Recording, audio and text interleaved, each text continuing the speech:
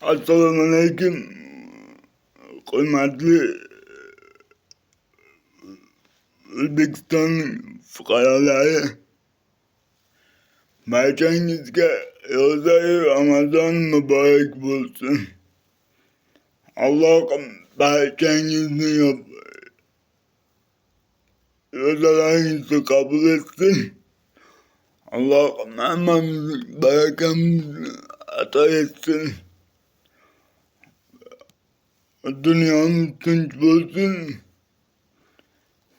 va ro'za-yu Ramazon oylari barchamizga muborak bo'lsin. Allohim ro'zalarimizni qabul qilsin.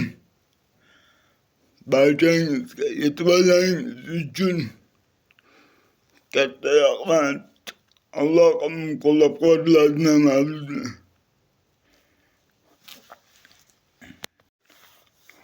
Assalomu Aleyküm. Barcha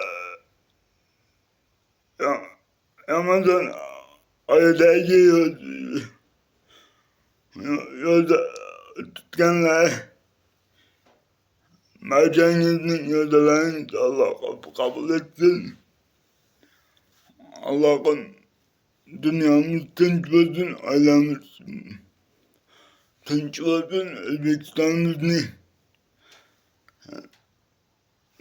O'zbekistonimiz bundan ham gullab yashnasin. Alloh barimizning Allohim barakamizni bersin. Allohim ro'za tutgan barcha opa-singillarimizni, aka-uka, ota-onalarimizni tabriklayman. Allohim qabul etsin.